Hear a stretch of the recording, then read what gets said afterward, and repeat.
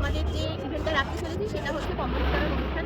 আমাদের friends forever ফাউন্ডেশনের তরফ থেকে বিগত 1 মাস ধরে আমরা এই বড় ইভেন্টটার জন্য প্রস্তুতি নিতেই চলেছিলাম। আজকে সেই দিন যেদিনকে আমরা অসহায় মানুষের পাশে এই শীতকালে তাদের কাছে শীত বস্ত্র মানে আমাদের কম্বল সেটা আমরা দিতে চলেছি। আর এটা এই কারণে বড়, যেহেতু আমরা হুগলি থেকে হাওড়া পর্যন্ত পুরো স্টেশন জুড়েই আমরা সমস্ত অসহায় মানুষের পাশে উদ্দেশ্য করে তাদের জন্য কম্বল নিয়ে যাচ্ছি। আমাদের জোন ওয়াইজ ভাগ হয়ে গেছে, কিছু মানুষ হুগলি থেকে দেওয়া শুরু করেছে আমাদের সদস্যরা, আর কিছু মানুষ হাওড়ায় ভাগ হয়ে গেছে, হাওড়ায় নেবে। আর আমরা এখানে রিষড়া, শ্রীরামপুর, কন্যগড়, হিন্দমন্ডল এবং উত্তরপাড়া পর্যন্ত দেবো। তো আজকে আমাদের রাত্রিকালীন ইভেন্টের আমাদের সকল সদস্যরা এখানে উপস্থিত আছে। আমরা এই সকল সদস্যরা মিলে আমাদের আজকে যাত্রাটা শুরু করলাম। আশা করি আমাদের এই যাত্রা খুব ভালো হবে, আমরা ভালোভাবে সম্পন্ন করতে পারবো। নমস্কার।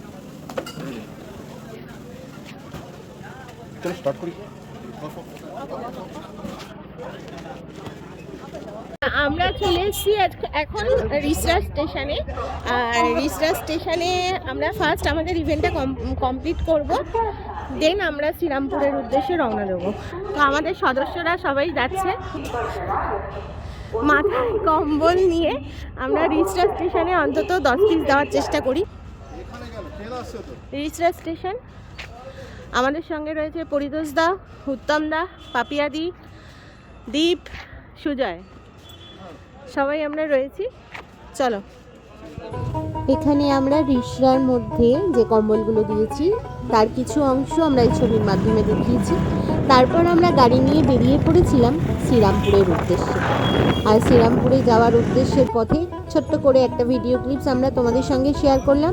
এটা হচ্ছে শ্রীরামপুর স্টেশন টিকিট কাউন্টারের সামনে, যেখানে আমরা কিছু অসহায় মানুষকে এই কম্বলগুলো দিয়েছি, তারই কিছু ভিডিও তোমাদের সঙ্গে শেয়ার করছি।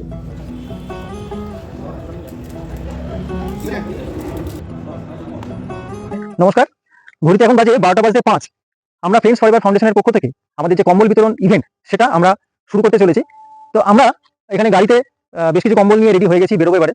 মূলত আমরা এই কম্বল ইভেন্টটাকে 3টে ভাগে ভাগ করেছি, মানে 3টে টিম।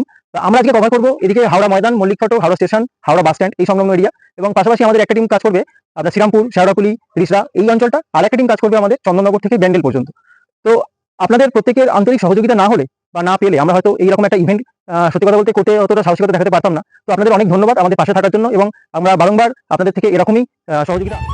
তো এইখানে আমাদের টিমের সদস্য যারা হাওড়া থেকে আমাদের সঙ্গে সহযোগিতা করেছেন, তারা কিন্তু এইখানে হাওড়া চত্বরটা পুরোটাই এখানে অসহায় মানুষদের পাশে দাঁড়িয়ে কোথায় কারা আছে কম্বল ছাড়া তাদেরকে খুঁজে বার করার চেষ্টা করেছেন। আর এইখানে আমাদের যারা সদস্যরা চন্দননগর, চুঁচুড়া, হুগলি, ভদ্রেশ্বর কভার করেছেন, সেই সমস্ত দাদাদেরকেও আমরা কিন্তু ভিডিওর মাধ্যমে দেখানোর চেষ্টা করেছি। এরপরে আমরা কিন্তু চলে এসেছিলাম শেওড়াফুলি জংশন। শেওড়াফুলি অনেকটা বড় ছিল আমাদের কাছে, এবং আমরা প্রচুর মানুষ পেয়েছি যারা সত্যিকারের ভীষণ কষ্টের মধ্যে দিয়ে রাত্রিটা কাটাচ্ছে এই শীতের। তাদের পাশে আমরা থাকার চেষ্টা করেছি যতটুকু পেরেছি, এবং আপনাদের সহযোগিতার মাধ্যমেই আমরা থাকার জন্য একদমভাবে উপযুক্ত হয়েছি। কারণ আপনারা যদি সাহায্যের হাত না বাড়িয়ে দিতেন তাহলে কিন্তু আমাদের পক্ষে এটা কখনোই করা সম্ভব হতো না। তাই আপনারা যারা আমাদের সাহায্যের হাত বাড়িয়ে দিয়েছেন তাদেরকে তো অসংখ্য ধন্যবাদ জানাই, এবং আগামী দিনে চাইব আপনারা আমাদের সঙ্গে থাকুন এবং আমাদের এই কাজকর্মগুলোর সঙ্গে আপনারাও এগিয়ে আসুন।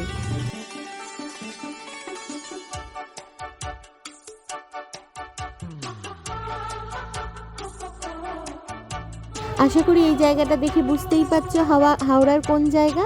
হ্যাঁ, তার সাথে কিন্তু আমাদের এক দাদা যিনি শুধু দূর থেকে এসছেন, সেটা হচ্ছেন দমদম থেকে। ওই দাদা কিন্তু আমাদেরই গ্রুপের সদস্য। তিনি কিন্তু দক্ষিণেশ্বর ব্রিজে যে সমস্ত অসহায় মানুষরা শুয়েছিলেন তাদেরকেও কিন্তু এখানে কম্বলটা দিয়ে এসছেন। সত্যি কথা বলতে এই জায়গাটা কিন্তু আমাদের জায়গায় ছিল না, তবু উনি এই জায়গাটা কভার করতে পেরেছেন, তার জন্য ওনাকে অসংখ্য ধন্যবাদ। আর এইখানে দেখতেই পাচ্ছেন এখানে কন্যগড়ে পরিতোষদা ছিল, আমরাও ছিলাম সাথে। আমরা যেই জায়গাগুলো কভার করতে পেরেছি আপনাদের সঙ্গে শেয়ার করেছি। আর আমাদের ফুল টিমের সঙ্গে আপনাদের সাক্ষাৎ করিয়ে দিচ্ছি যারা আমাদের পুরো কাজটার মধ্যে ছিলেন।